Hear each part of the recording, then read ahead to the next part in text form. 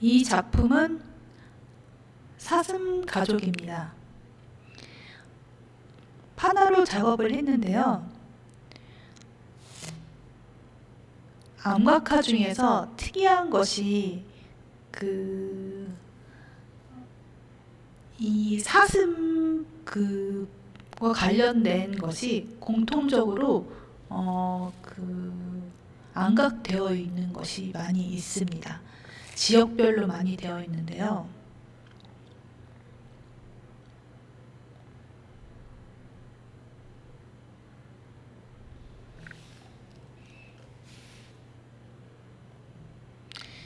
이것은 세 개의 암각화가 분포되어 있는 지역을 나타냅니다. 암각화가 한 곳에 있는 것이 아니라 환태평양 주위로도 있고 해안가로 해가지고 넓게 분포가 되어 있습니다.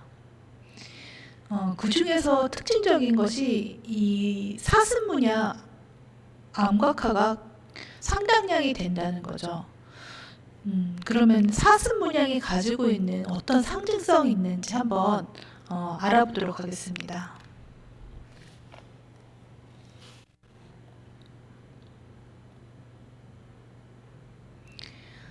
사슴은 의외로 우리들이 잘 알고 있는 이제 술록이거든요. 지금 이거는 추운 곳에서 이 사슴뿔이 청정 공해의 맑은 가장 최상급의 뿔로 크게 됩니다. 그래서 우리들이 사슴을 동양에서는 한약재에서 제일 중요한 약재로 쓰고 있어요. 그래서 예전에 이제 제의식을 할 때 이 사슴을 많이 사용을 했는데 그 이유가 동물에서 신성한 나무가 자라는 거잖아요. 그래서 이것은 하늘과 소통하는 동물이다 해서 기란동물이라고 생각한 거죠.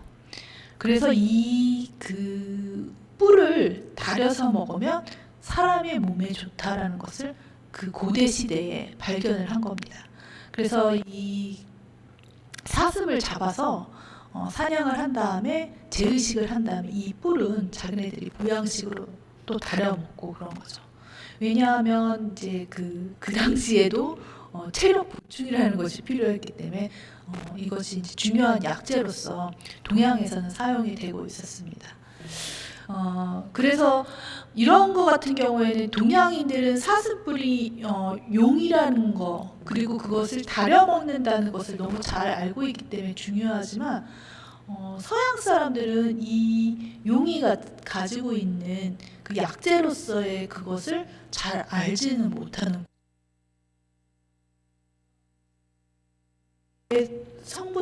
녹용에 들어있는 이 성분들 같은 경우에는 그 서양의 캡슐 같은 데에서도 약재로 같이 만들어서 사용은 되고 있는데 일반인 그 서양 사람들이 이 용의 뿔이 굉장히 중요한 약재라는 것을 보양식이라는 것은 잘 모르고 있는 거죠. 이거 같은 경우는 이제 그 몽골에 있는 그 알타이족의 그 사슴 문양이 많이 있어요.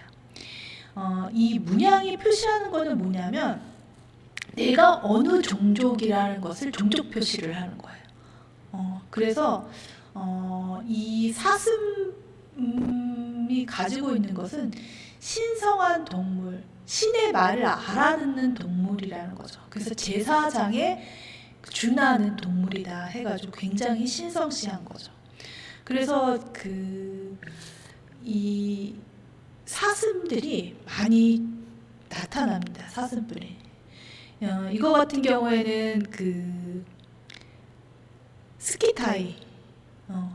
여기 나오는 것은 그 사슴이 그 천상계로 천상계에 다니는 동물이다 이런 거죠.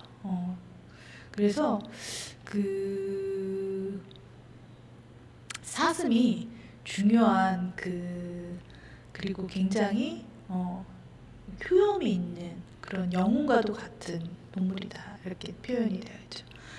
이거는 이제 미국에 있는 유타 지역에 있는 그 사슴 문양이에요.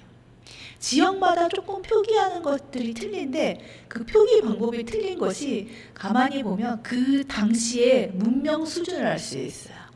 그 이야기는 무엇이냐면 지금 이제 앞에서 보는 것 같은 경우는 굉장히 돌에다 조각을 했음에도 불구하고 동세 표현이 잘 되어 있어요. 그래서 진짜 막 팔딱팔딱 뛰어 있는 것 같은 이렇게 조각을 표기를 하기 위해서는 도구가 굉장히 날카로워야 돼요. 그리고 칼을 굉장히 잘 사용해야 되는 거죠. 이쪽 몽골 쪽에 있는 사람들은 말을 가장 전 세계에서 잘 타는 사람이에요. 우리들이 잘 알고 있는 징기스칸 쪽이죠. 그들의 특징이 뭐냐면 그 옛날에 전쟁에서 가장 무서워했던 사람이 누구냐, 활을 쏘는 사람을 무서워했는데 이들은 얼마나 그 신출귀몰하게 그 말에서 활을 쏘는지 뒤돌아서 활을 쏘는데 잘 맞는다는 거예요. 그런 것이 그 저희 나라에서 고구려 벽화에서도 수렵도 같은 그런 거에 보면 나와 있죠. 뒤를 돌아서 화살을 하는 거. 그것이 가장 큰. 그래서 그런 모습을 보고 그 서양에서는 켄타로스라는 것도 이야기를 한 거예요. 그 사람과 말이 반신반인이 아니라 그만큼 표현력인 거죠. 말과 그 사람이 혼연일체가 되어 있다. 그래서 이 켄타로스가 그 출몰하는 것이 별자리에서도 보면 이 동양의 끝쪽, 이쪽 한반도 쪽 위를 나타내고 있어요.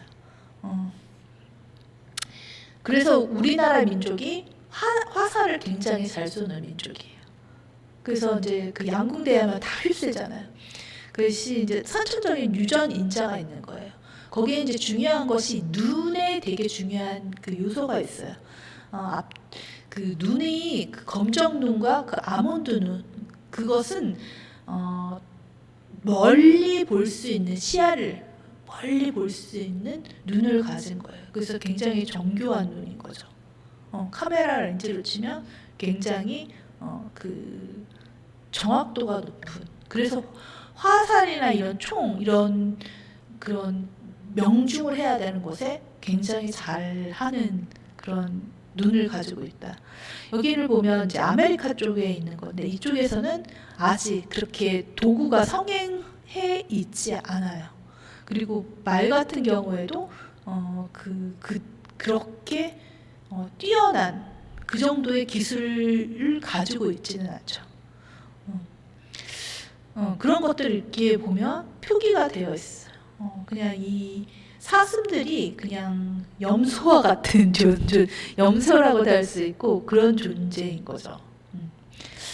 이거는 이제 한국에 있는 방구대 안각화에 나와 있는 그 표기예요. 여기서도 이제 그 사슴의 모양이 나오는데 그 여러 그 표기하고 봤을 때 몽골이 가장 그 동세 표현이나 이런 그 도구의 사용이 뛰어나요. 반면에 한국은 굉장히 뭐라 그러죠? 세밀하고 정교하게 섬세하게 표현이 되어 있다는 거죠. 각각의 특징에 맞게끔 그 표현을 각각이 되어 있고 다양한 그 표기가 되어 있고 어느 정도로 정교하냐면 임신한 동물도 이렇게 그 배를 뿔뚝하게 해가지고 표기를 해놓고 있다는 거죠. 그러면 이 사슴에 대해서 한번 알아보죠. 저희가 이제 민족이 그 금과 김과 같은 거예요. 김이 금이에요. 그러니까 처음에 황금으로 한 다음에 그 다음에 은으로 바뀌거든요. 그럴 때 제일 먼저 생긴 게 금에서 그 다음에 은. 그러면서 이제 그 구리, 동 이렇게 넘어가는 거죠. 그러면은 이제 저희 조상은 그 당시에는 그 사방오제 해가지고 황금인 거예요. 황금족. 그리고 오제는 그 사막 밑에서 그 나라를 다스리는 제후, 지금으로 치면 이제 총리급 되는 그런 거였던 거죠, 당시에. 근데 뭐 지금의 이런 게 아니라 하나의 주를 맡은, 굉장히 그 독립된 연합국가에서 큰 나라를 하나씩 맡았던 거예요. 그 중에 이제 계보를 보면 이 소족이 나와요. 신농씨가 나오고, 그 다음에 이렇게 밑으로 이렇게 가면 이제 소가 나오는데, 소 그 위에 소금천이라고 했어요. 그 표시가 뭐냐면 소원은 암사슴을 나타내요. 그래서 황금사슴이다. 소가 그 미국에 보면 그 소라는 그 아티스트 존이 있잖아요. 여기에서 그 이름이 나온 거예요. 우리는 이제 서양의 것이 거기서 고유한 문화가 아니라 이 그 동양의 그런 명칭이나 이런 것들을 서양에서 많이 가져가서 쓰고 있는 것들을 알 수 있죠. 그래서 우리가 그냥 알고 있는 소랑 굉장히 근접성이 있다는 재미있는 이야기를 한번 해드리는 거고요. 이 사슴뿔 같은 경우에는 그 신성한 제사의식, 예전에는 제사장이 왕이었어요. 하늘과 소통을 하는 사람. 그래서 이런 이제 그 신라 시대의 왕관이 이런 그 사슴뿔 문양이 되어 있죠. 그리고 이거 같은 경우에는 스키타이족이 했었던 그 왕관이에요. 여기서도 사슴을 나타내고 있어요. 이것이 발견된 곳이 어디냐면 바벨탑이 무너진 그곳에 있었다는 거예요.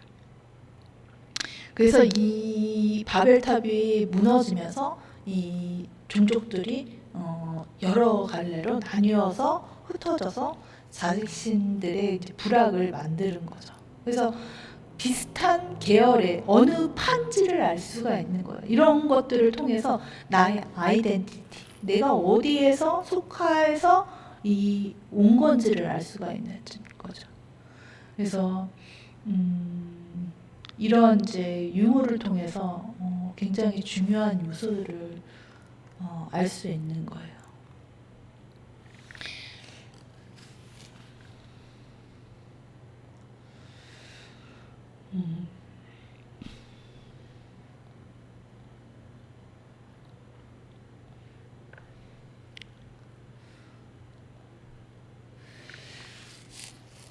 그러면 이제 그 처음에 이제 제가 그 사슴을 이제 파나로 작업을 했어요. 파나로 이제 그 5도를 놓고 각각의 그 색깔별로 단계별로 하고, 그 사슴뿔이 가장 그 신성한 것은 가장 추운 지방에서 가장 그 고귀한 그 사슴의 그 뿔이 생성이 되기 때문에 추운 것을 표현을 한 거죠.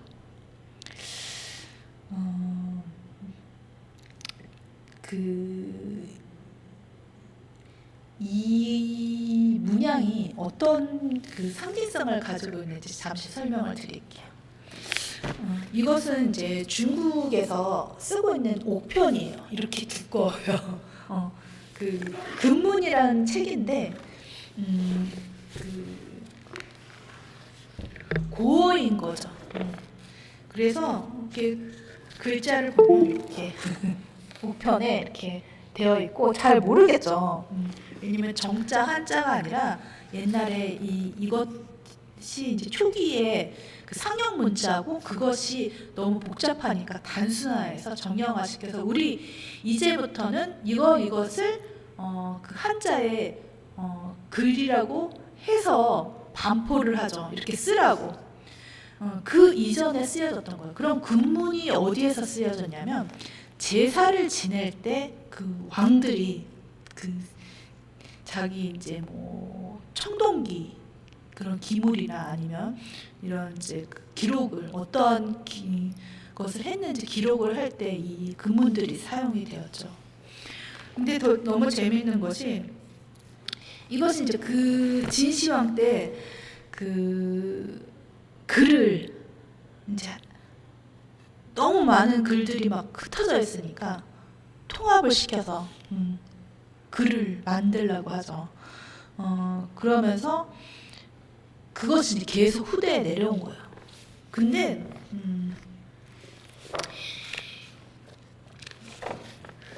그러니까 그 몇천 년이 내려온 거죠. 근데 이만큼이 보이시나요? 이 정도의 그 분량이 해석 불가라고 되어서 추후에 뭔가 모르겠는데 이게 중요한 것 같아요. 그래서 버릴 수는 없는데 지금은 작은 애들이 해독이 안 돼. 그래서 해독이 안 되니까 후세에 이것 좀 밝혀달라고 하면서 기록해서 남겨놓은 거죠. 그게 몇천 년 된 기록인 거예요. 그래서 이제 한문도 다 어느 정도 다 이제 그 해석하고 다 그런 것이 끝났는데 유일하게 이 그 금문하고 이게 고어, 그림 문자 이런 상형 도형 문자들은 아직 해석이 정확하지 않다는 거죠.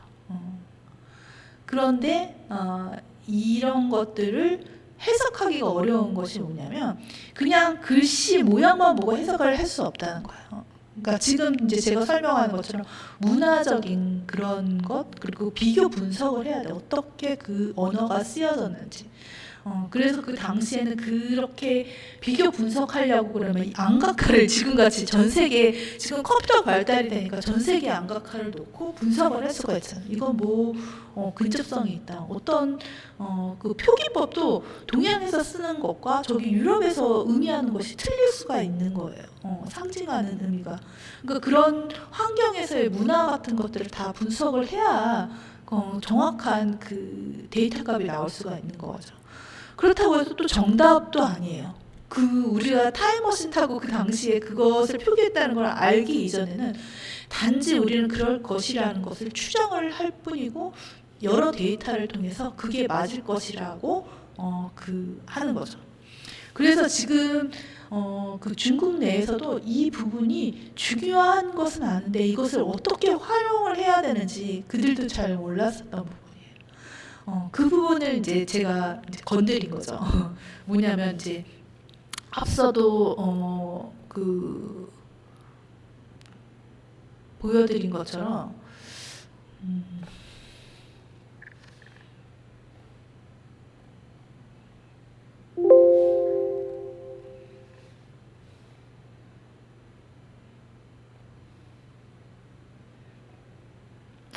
이 안각화 이 표기를 가지고 옷의 패턴으로도 쓸 수가 있는 거예요. 옷의 패턴으로 쓸 수 있고 캐릭터로도 쓸 수 있고 그런 활용도가 있는 거죠. 그런 의미에서 굉장히 상징적으로 중요한 그 중국 내에서도 그렇게 쓸 수가 있겠다라고 상상을 못한 거죠. 그냥 한자하면 먹에다 하는 거지 그것을 어떤 색채와 연관돼서 어떤 그 캐릭터로 변형을 이렇게 바꿀 생각을 좀 못했어요. 왜냐하면 한자의 고어 같은 경우는 다른 그들 중에서도 학문을 많이 배운 학식이 높은 분들이 하는 그런 분야이기 때문에 그런 부분들을 주로 이제 남성들이 사용하기 때문에 이런 디자인이나 이런 미술적인 감각을 접목을 상상을 못했던 거죠. 그래서 이런 부분이 이렇게 활용을 하면 굉장히 참신하면서 현대적으로 받아들여질 수 있다라는 굉장히 중요하고 긍정적인 것을 한 거예요. 그래서 중국 같은 경우에는 지금 가장 고민이 뭐냐면 기술력이 이제 조금 그 어느 정도 조금 그 정교성이 좀 떨어지긴 해요. 중국 제품 사면 겉모습은 비슷한데 보면 한 일주일 쓰면 막 망가져 있고 그러잖아요. 근데 이제 그런 기술 격차도 어느 정도 지금은 이제 중국에서 이제 따라잡았다고 하더라고요. 근데 그 중국에서 고민이 이 디자인이 안 되는 거예요. 디자인이 안 되니까 그것을 하려면 해외 업체에다 맡기면 배보다 배꼽이 더 커지는 거죠. 그러니까 이 방법이 뭐 없을까 하는데 이것을 교육 시스템에 넣어서 어렸을 때부터 그런 것을 교육을 시킨다고 하면 국가적으로도 굉장히 그 레벨업이 되면서 좋은 효과가 있을 것이다라는 거죠. 그리고 국민들도 그런 교육을 받는 것이 굉장히 고가의 교육인데, 미술을 하면 고가의 교육, 디자인하면 고가의 교육인데 전체주의, 공산주의 국가에서 그것을 정부에서 해준다는 것은 굉장히 좋은 인기를 끌 수 있는 요소이기 때문에 중국 내에서 굉장히 적극적으로 이것을 활용하는 방법에 대해서 가장 어느 나라보다도 적극적인 편이에요. 이제 두려워하는 것이 이제 유럽이나 이제 그 선진국들이죠. 왜냐하면 주로 이제 이런 디자인이나 기획을 해서 OEM 공장에서 맡기는 거는 중국에다가 생산을 했는데, 그 역할을 이제 중국에서 다 가지고 산다 하면 어떻게 보면 그 기술 격차가 더 줄어들 수 있기 때문에 굉장히 중국은 탐을 내고 유럽이나 이런 선진국에서는 니네 돈도 많이 벌잖아, 거기까지는 손대지 마 이러면서 또 분쟁이 또 일어나는 거죠. 여하튼 이 부분이 중국만 아니라 유럽에서도 굉장히 중요해요. 단지 되게 신기한 것이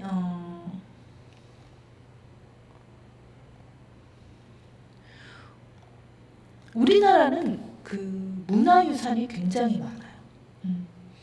그래서 저도 굉장히 놀란 게 제가 이제 호주 어학연수를 한 1년 정도 다녔어요. 근데 그때 이제 그 호주를 거기도 이제 이민 국가잖아요. 그 나라가 생성된 지 아직 100년이 채 안 된 그런 국가인데, 그러다 보니까 뭐 박물관에도 뭐가 없는 거예요. 그래서 자연사 박물관 이런 것들, 내셔널 박물관 이런 거기는 이제 보타니컬 가든 해가지고 그런 그 정원들이 굉장히 잘 가꿔져 있죠. 그렇지만 이런 이제 인류의 역사를 그 나라의 역사를 할 것이 없어서 제가 너무 놀란 게 그 교도소 있잖아요. 그런 곳을 티켓을 주고 가서 구경을 하는 거예요. 그만큼 문화적인 유산이 없어요. 그것에 비해서 한국은 너무 그냥 쌓여 있어요. 겹겹이 쌓여 있다 보니까 이런 이제 방구대왕가 같은 경우에는 굉장히 중요한 그 가치가 있음에도 불구하고 사람들이 그런가 보다 이 정도예요. 근데 서양에서는 이 정도가 나면 뭐 국가의 재정 지원부터 뭐 난리가 나요. 이것을 어떻게든 그 국가에서 그것을 통해서 부가가치를 높이는 것을 하기 위해서 이런 중요한 유산에 대해서는 굉장한 신경을 쓴다는 거죠. 앞으로는 이제 우리나라 이제 경제 구조하고도 관련이 있는데, 우리나라는 이제 예전에 OEM을 많이 했어요. 저희 나라도 인건비가 쌌으니까 지금 다 중국으로 넘어갔지만, 그래서 지금 이제 조립식을 많이 하죠. 그러다 보니까 이제 이런 선진국에서의 가질 수 있는 지식재산 서비스에 대해서 노하우가 없는 거예요. 지금 더 시급하게 해야 되는 것이 중국보다 한국이에요. 중국은 인력이 많이 있어요. 그 사람들은 그 인력만 가지고도 그냥 먹고 살 수 있어요. 근데 우리나라는 샌드위치 국가예요. 선진국도 아니고 또 그렇다고 인건비도 싸지 않으니까, 그렇게 하려면은 고인건비를 받을 수 있는 지식재산 서비스 산업으로 넘어가야 되는 거예요. 그렇게 하기 위해서는 조금 분리할 필요가 있어요. 직업군에서 분류를 할 때 고인건비가 나오는 연구직이나 R&D, 그리고 디자인, 그리고 바이오 이런 부분을 고인력이잖아요. 선진국에서는 굉장히 비싸요. 그것에 비해서 한국은 고인력이고 노동 강도가 센데 성과도 잘 나와요. 굉장히 좋은 그 구성 요소를 가지고 있거든요. 중국 같은 경우는 아직도 공산주의 문화가 있기 때문에 그렇게 어떤 그 경쟁 의식이 강하지 않아요. 그래서 복지에 더 신경을 많이 쓰죠. 그것에 비해서 한국은 어렸을 때부터 인력으로 살아남기 때문에 굉장히 경쟁 의식이 강하고 그 두뇌가 명석해요. 이 사람들을 잘 그런 이제 R&D라든지 바이오라든지 디자인이라든지 이런 쪽으로 활용해서 하면 굉장히 좋은 그 지식 재산의 허브가 될 수 있다라는 거죠. 강대국에 끼어 있으니까 저희 나라가 해야 될 역할은 강대국이 아니잖아요. 스위스가 살아남은 게 뭐예요? 그 강대국 사이에서 그 고소득의 그 국민소득이 GNP가 굉장히 높잖아요. 그것이 그런 이제 특허를 거기가 스위스는 중재하는 역할을 하는 거예요. 분쟁이 많을 거 아니에요. 선진국들 사이에 유럽인들도 막 그 작은 애들한테 유리하게 하게끔 자국 우선주의예요. 어느 나라든 국가라는 것은 그 양보가 없어요. 생존인 거거든요. 생존을 위해선 국가가 우선인 거예요. 국가가 없으면 나라가 없으면 뭐 민족이나 아무것도 없는 거예요. 그래서 제일 먼저가 국가의 생존이에요. 그 다음에 뭐 종교 생활이고 뭐고 이렇게 나오는 거예요. 국가가 없고 뭐 종교가 있을 수는 없는 거죠. 국가가 있은 다 존재해야 종교 생활도 하고 다 하는 거예요. 그래서 그 한국 같은 경우에는 이제 그 강대국에 다 끼어 있잖아요. 그러니까 자기네들이 뭔가를 유치하기에는 상대방이 커지거든요. 지금 뭐 저희 나라는 그 4개의 강대국에 중국, 미국, 일본, 뭐 유럽 이렇게 끼어 있잖아요. 요 사이에서 할 수 있는 역할이 어느 한쪽으로 가면 기울어지거든요. 그래서 저희 나라는 조그마니까 얘네한테 주면 저희 나라가 클 수가 없잖아요. 땅덩어리가 커서 우선 성장하는데 한계가 있어요. 그러니까 안전하다는 거죠. 그래서 뭐 저쪽에다가 그 어떤 것을 맡기면 그쪽이 세력이 커지면 이쪽이 작은 애들이 축소가 되니까 싫단 말이에요. 이제 저희 나라는 해야 될 것이 그런 강대국 사이에서 저희 나라의 뭐 전시회라든지 뭐 아니면 그 중요한 그런 이제 회의라든지 이런 것을 할 수 있는 허브 역할을 하는 것이 되게 중요해요. 그렇게 되려면 지금같이 뭐 떼거지를 몰려다니면서 싸우거나 이러는 것은 근무를 해야죠. 일본이 지금 굉장히 서비스 국가로 우수하잖아요. 굉장히 상냥하잖아요. 하이하이 하면서. 예전에는 굉장히 그 한국인보다 안 상냥했어요. 안 상냥했는데 서비스를 하기 위해서는 국가의 국민들을 다 개조를 시킨 거죠. 그래서 그 서비스 국가를 가기 위해서 그 다 노력을 한 거예요. 국민 자체가. 지금 이제 그 한국인들도 좀 약간 그 세계의 그 마인드가 좀 필요해요. 우선 막 개인 이기주의 해가지고 자기네 끼리끼리 문화, 우리 아니면 다 적이다라는 이런 의식은 굉장히 그 상대도 자기도 마이너스라는 거죠. 뭐 조그만 나라에서 싸워봤자 자기들 고만고만하면 강대국에서도 자기네들이 싸우는 게 싫어서 그 약소한 나라에다 얘네는 그래도 순하니까 착하니까 좀 만만하니까 주거든요. 근데 여기서 막 복작복작 싸워봐요. 안 줘요. 시끄러우면 더 시끄러워지니까. 그래서 저희 나라는 내부적으로 조금 뭔가가 이제 내부적 이렇게 하더라도 외부적으로 봤을 땐 굉장히 단합이 잘 되는 나라다.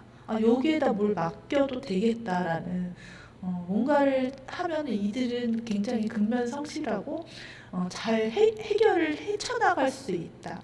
급변하는 그 IT 세계를 그 순간적인 그 위기 대처 능력이 있어야 돼요. 그걸 그때그때 이렇게 쳐 나갈 수 있는 이런 대처 능력이 있는 것에 대응 능력이 있다라는 것을 보여줌으로써 새로운 것에 대해서 기회를 주는 그래서 그 기회를 저희는 포착을 해야 되는 그런 상황인 거죠. 왜냐하면 이제 그 먹고 살만한 나라는 리스크가 제일 싫어요. 그래서 주식 같은 거 투자해도 있는 사람들은 첫 번째도 안전, 두 번째도 안전, 세 번째도 안전이에요. 안전한 것에 투자를 한다는 거야. 이유 마이너스만 안 보면 이익이 적은 것에다가 포트폴리오를 구성을 해요. 은행 이자보다 더 주는 것으로 하지 절대로 뭐 투기성 이런 것들은 자기가 그냥 포트폴리오 구성이 한 20% 이렇게 떼가지고 어차피 벌어도 되는 돈 해가지고 하지 내 전체를 거기다가 하지는 않다.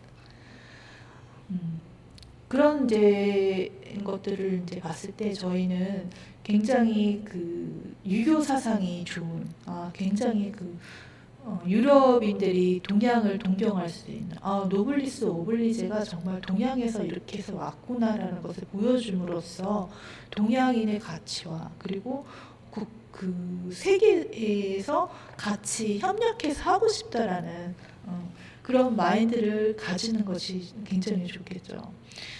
지금 그런 역할을 굉장히 잘하는 것이 일본 사람들이에요. 굉장히 잘해요.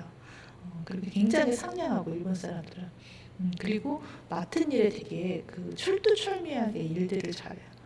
그것에 비해서 이제 한국인들은 약간 냄비 근성이라고 할까? 그 실속 없이 막 화내는 것들이 되게 많아요. B형 기질이라고 하죠. 근데 A형 기질은 화를 안 내요. 속으로 칼을 갈지언정 표면적으로는 절대로 화를 내거나 내색을 하지 않죠. 그리고 가슴에 묻어서 다 적어놓는 그 A형의 특이한 그런 기질들이 있어요. 근데 그 B형이나 O형은 그냥 그 손익 계산 없이 부르르 하다가 그냥 끝나버리고 부르르 하다가 끝나버리고 그럼 실속이 없다는 거예요. 그래서 그 한국인들이 조금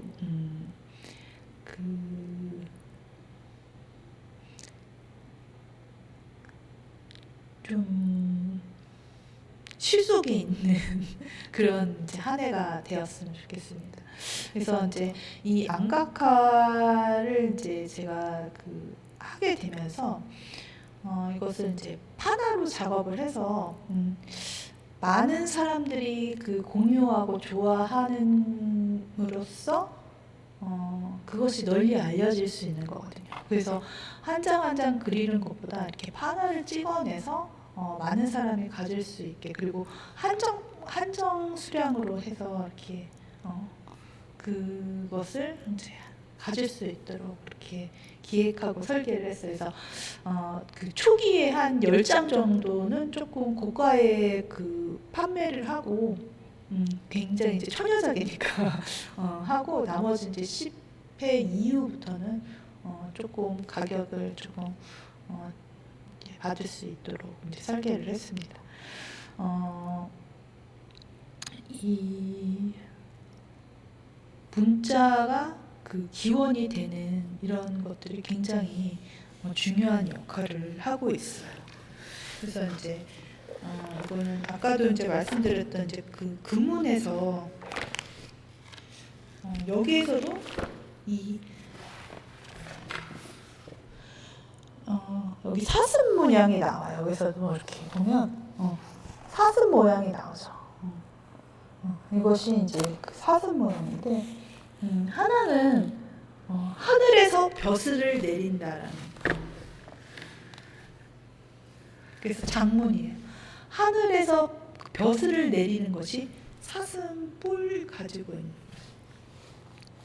그리고 그 술자도 그 표기를 보면 그 사슴 뿔에다가 이렇게 그 뾰족한 것에다 술자를 썼어요. 하늘에서 내린 술이라는 거죠. 하사부. 그래서 이것이 이제 사슴이 가지고 있는 굉장히 큰 상징성이 있다는 거죠. 그래서 그 수렵하는 데 있어서 그 사슴이 가지고 있고 그것이 계속 그 중요한 역할들을 하는 것을 알 수가 있어요. 그 작품도 그 제가 이제 안각화를 이제 할 때 첫 테마를 잡은 것이 그래서 이 사슴을 가지고 첫 테마를 이제 가지게 됐습니다. 그리고 이제 신기한 게 그 이 사슴과 그리고 그 그리스도와 또 연관성이 되게 많이 있더라고요. 십자가 표시가 되어 있어요. 그리고 우리가 이제 늘 성탄절 때 되면 루돌프 사슴코 막 이러면서 사슴이 썰매를 끌고 오잖아요. 그 상징적인 의미들이 있는 거죠. 그래서 하늘에서 내려온 동물이다라는 설도 있어요. 그래서 청마총이나 이런 데 보면 하늘에서 내려오는 그 사슴의 모양도 이렇게 그 신성한 모습들을 이렇게 표현해 놓고 그랬죠.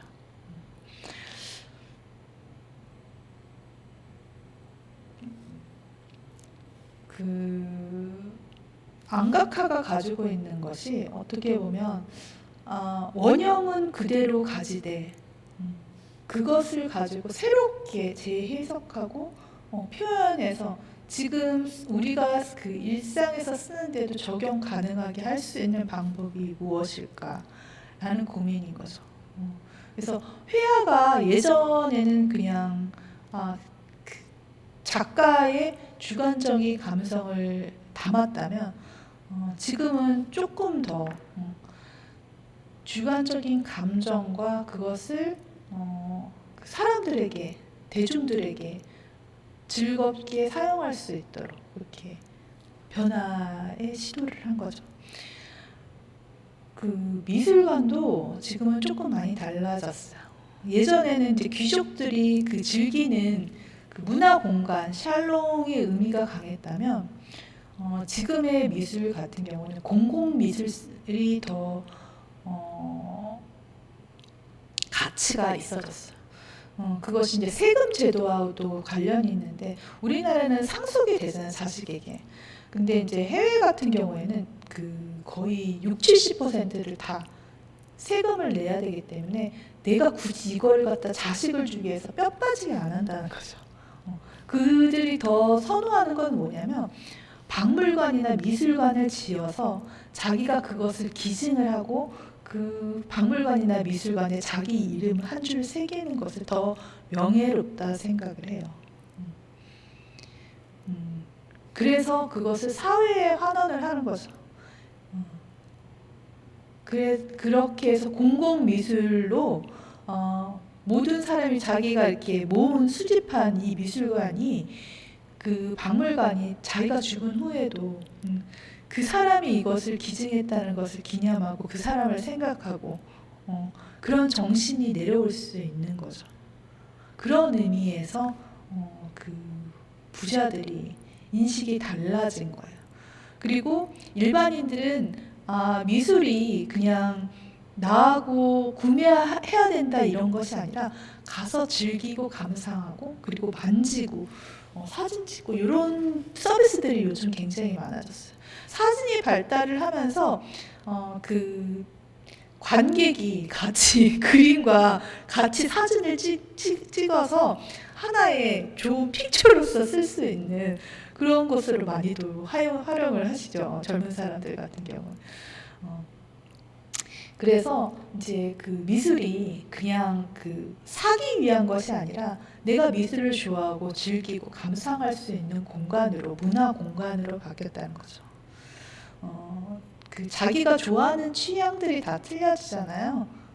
주로 이제 그런 미술 감상을 할 수 있는 공간들을 좋은 작품을 갤러리나 박물관이 구매해서 그것을 일반인들에게 이렇게 기증을 한다는 건 굉장히 뜻깊은 일인 것 같아요.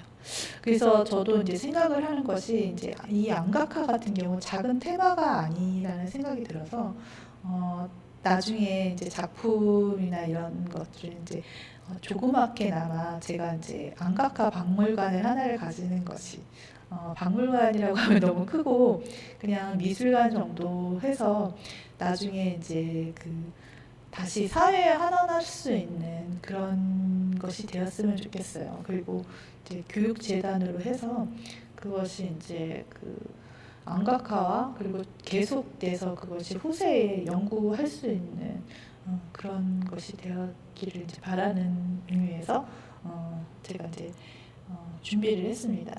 처음에 시작은 어떻게 보면 시간이 조금 빨리 저작권도 등록해야 되고 그래서 미흡한 부분이 있을지라도 추후에도 굉장히 이제 성장성이라든지 아니면 가치 있는 그런 일들이 될 것 같아요. 그래서 그런 이제 중요성 그리고 국가적으로도 굉장히 의미 있는 것 그리고 전 세계적으로도 한국의 문자가 먼저 그림 문자에 탁월한 면이 있었다. 그리고